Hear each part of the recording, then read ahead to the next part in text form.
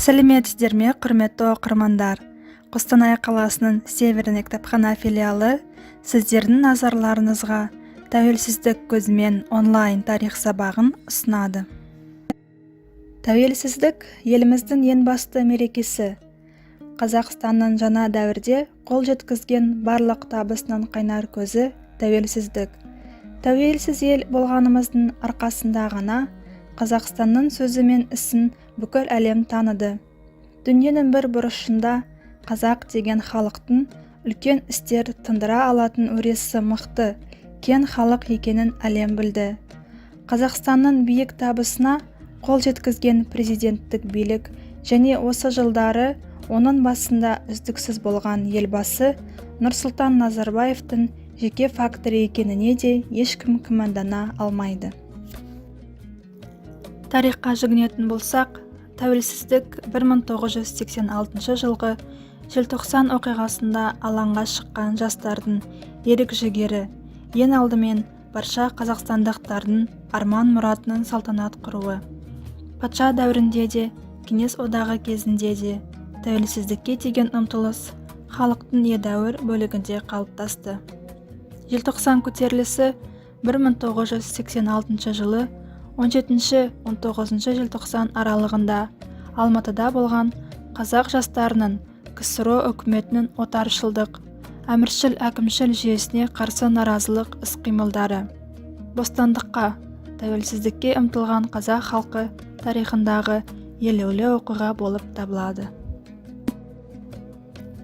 1991 жылы 16 желтоқсанда Қазақстан Республикасының мемлекеттік тәуелсіздігі туралы конституциялық заңы қабылданды. Тәуелсіздік Тәңірдің біздің ұрпаққа берген үлкен бақыты, халқымыздың мәңгілік құндылығы. Біз бүгінге дейінгі барлық жетістіктерімізге тәуелсіздіктің арқасында қол жеткіздік. Тәуелсіздік біздің ең басты игілігіміз, баға жетпес құндылығымыз. Тәуелсіздік алғаннан кейін Қазақстан дербес мемлекет ретінде халықаралық аренаға шықты. 1992 жылы 2 наурызда Біріккен ұлттар ұйымына кірді.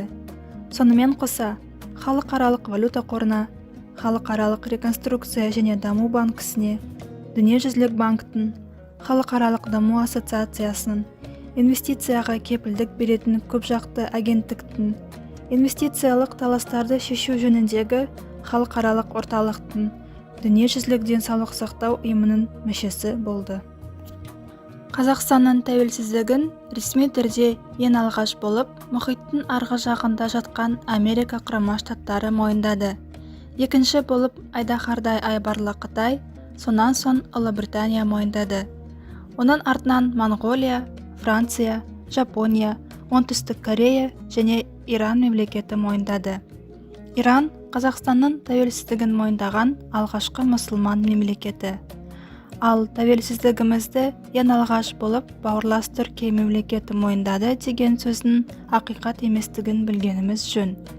Түркия алғаш болып Қазақстанда өз елшілігін ашты, бірақ тәуелсіздігімізді мойындауда 17-ші болды.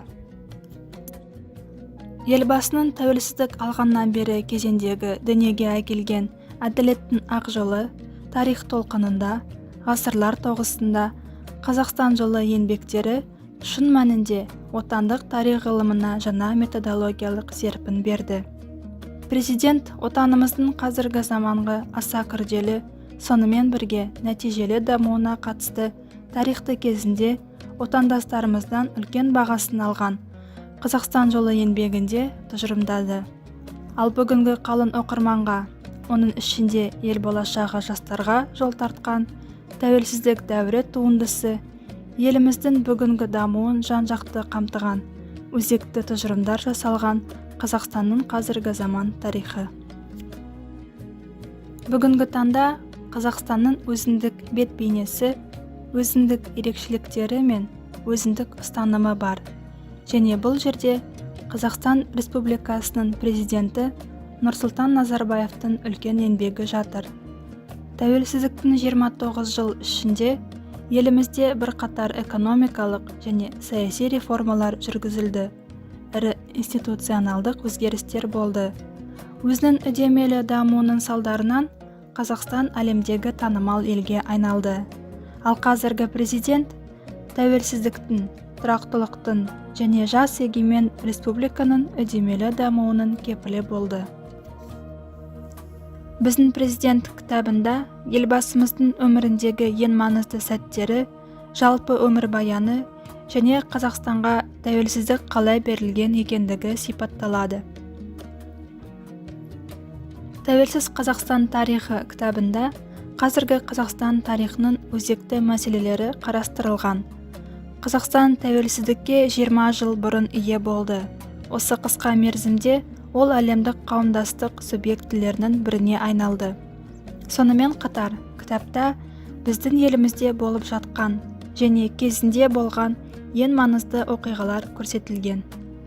Парламент Казахстана в трудные годы провозглашения независимости кітабында оқырмандарға қиын қыстау жылдары жеткен тәуелсіздікті жариялаудың тарихи процесі қазақ халқын қайта құру жолындағы соңғы мүмкіндіктің біріне айналу мүмкіндігі жайлы мәлімденеді. Назарларыңызға рахмет.